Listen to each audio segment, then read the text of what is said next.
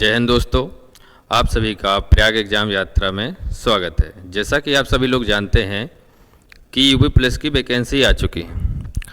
ठीक है, तो यूपी पुलिस में रीजनिंग के सिलेबस को लेकर सभी लोगों के बहुत सारे डाउट चल रहे हैं कि सिलेबस में चेंज हुआ है या कुछ अलग से जुड़ा है।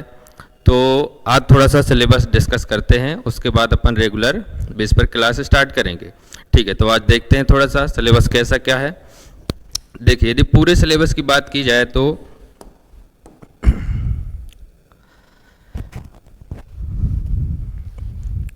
चलिए देखिए, यदि पूरे सिलेबस की बात की जाए तो इसमें आप देख सकते हैं कि सामान्य ज्ञान का जो पार्ट है वो 38 नंबर का, मतलब 38 क्वेश्चन है।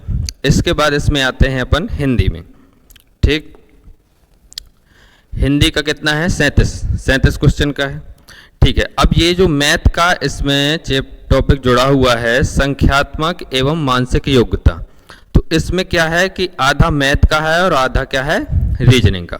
ये आपका जो संख्यात्मक वाला है जो मैथ का है और मानसिक योग्यता किसका? रीजनिंग का। तो 38 में से 19 मान लीजिए आपके 19 क्वेश्चन आएंगे आपके मैथ के और 19 क्वेश्चन रहेंगे रीजनिंग के।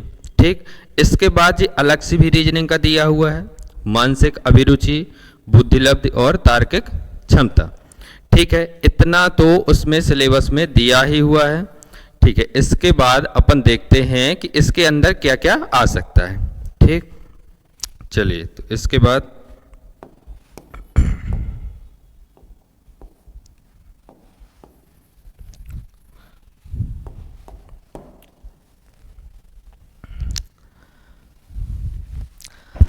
यदि अपन इसका मैथ के जो साथ में है उसको देखें तो उसमें इतने सारे टॉपिक जुड़े हुए हैं जो आपके सामने हैं।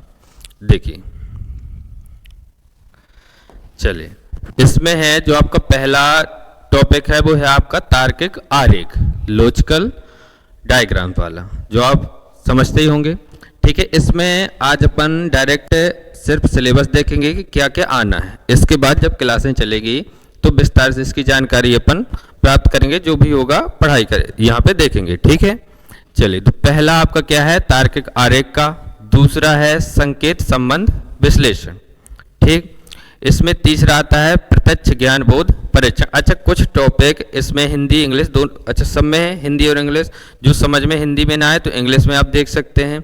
कुछ ऐसे चैप्टर हैं जो अभी समझ में डायरेक्ट ना आएंगे, डायरेक्ट लगेगा कि ये कुछ नया चैप्टर है, लेकिन जब हम पढ़ेंगे तो सब समझ में आएगा। ठीक, चलिए, चौथा है इसका शब्द रचना परीक्षण।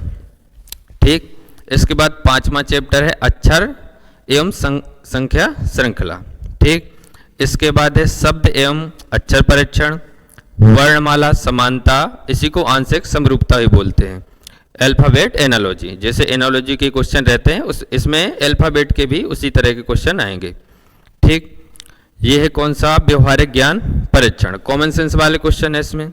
इसके बाद है दिशा ज्ञान परीक्षण का, ठीक है, डायरेक्शन का। इसके बाद है आंखों का तार्किक विश्लेषण, लॉजिकल के लिए है। इसके बाद है प्रभावी तर्क और इसका लास्ट है अंतर्निहित भावों का विनिश्चय। तो ये आपका मैथ के साथ चैप्टर जुड़ा हुआ है, इतना टॉपिक जुड़े हुए हैं जो आपके 19 नंबर के 19 क्वेश्चन इससे आने वाले हैं। ठीक है, इसके बाद जो रीजनिंग का और सिलेबस है वो भी देखते हैं।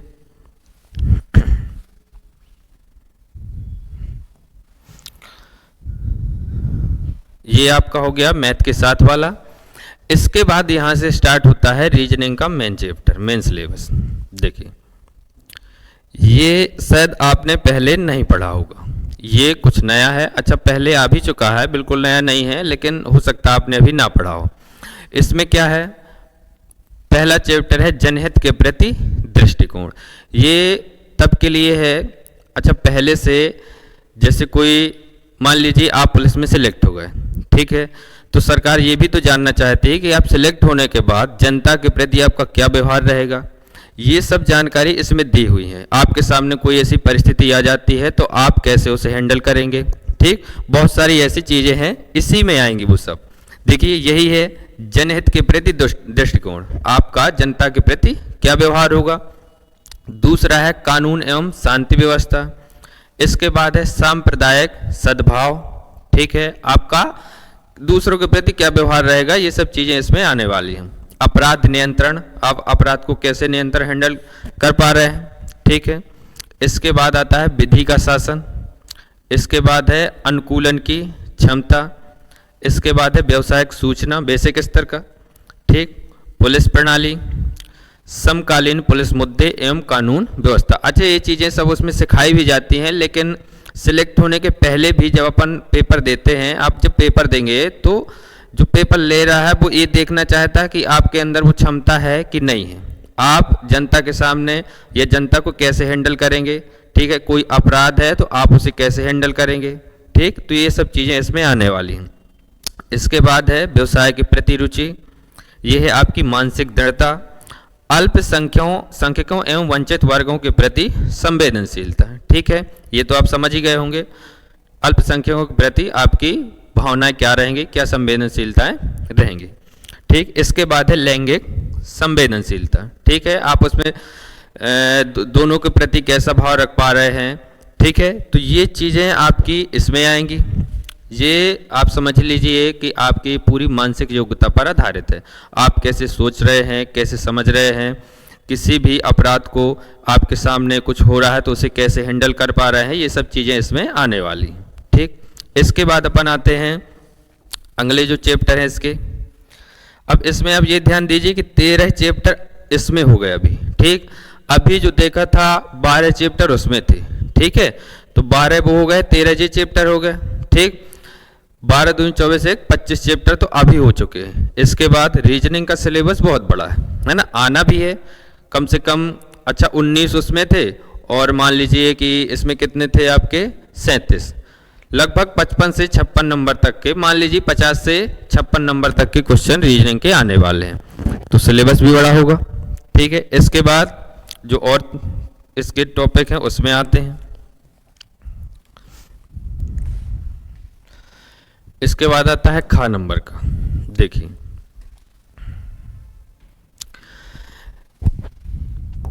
इसमें, अच्छा इसके 13 चैप्टर हो गए थे, उसमें देखिए खा नंबर में बुद्धि लब्धि का आईक्यू लेवल क्या है।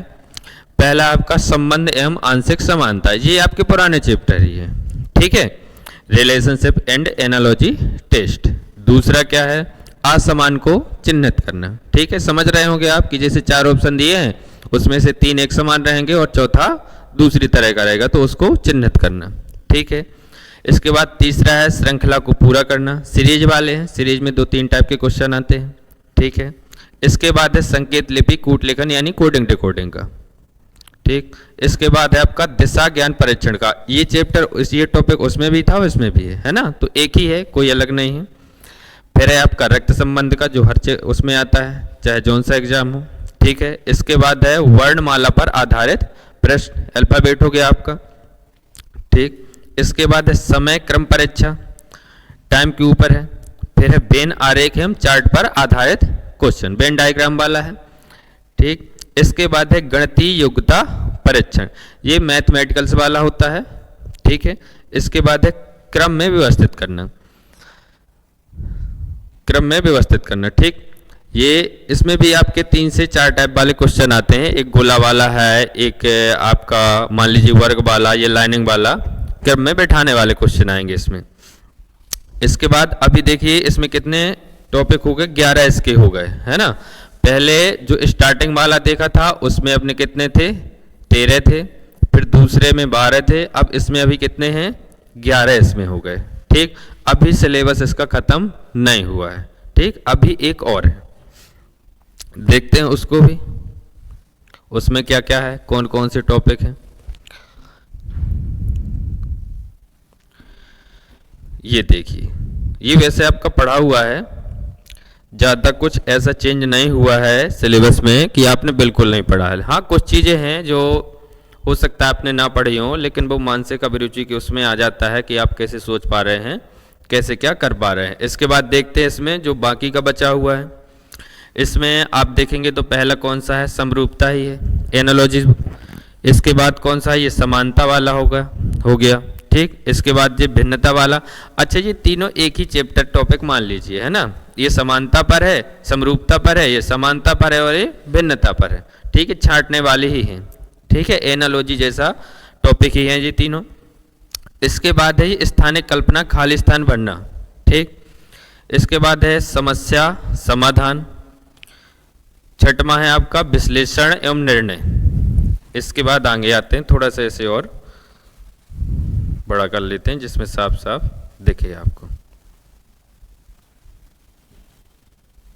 ठीक है, यहां तक हो गया था समस्या समाधान। इसके बाद है विश्लेषण एवं निर्णय, एनालिसिस वाला है। इसके बाद है निर्णय लेने की क्षमता। अब रीजनिंग यदि देखा जाए तो सीधे सीधे आपकी मानसिक योग्यता पर ही आधारित है ना।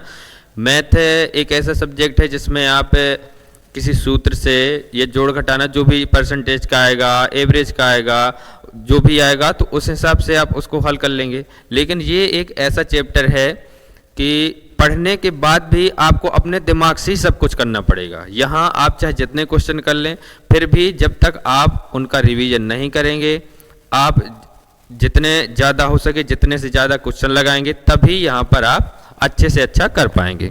ठीक है, चलिए इसके बाद आठवां जो चैप्टर है इसका क्या है, दृष्टि स्मृति, विजुअल मेमोरी वाला है।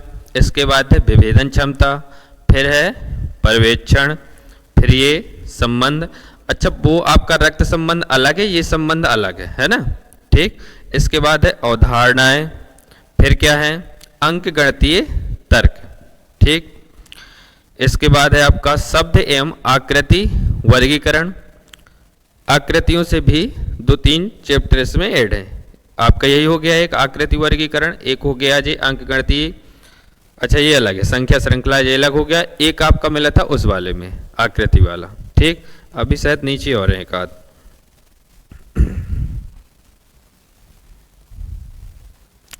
हाँ, लास्ट है आपका कौन सा, अमूर्त विचारों एवं प्रतीकों तथा उसके संबंधों में सामंजस्य की क्षमता।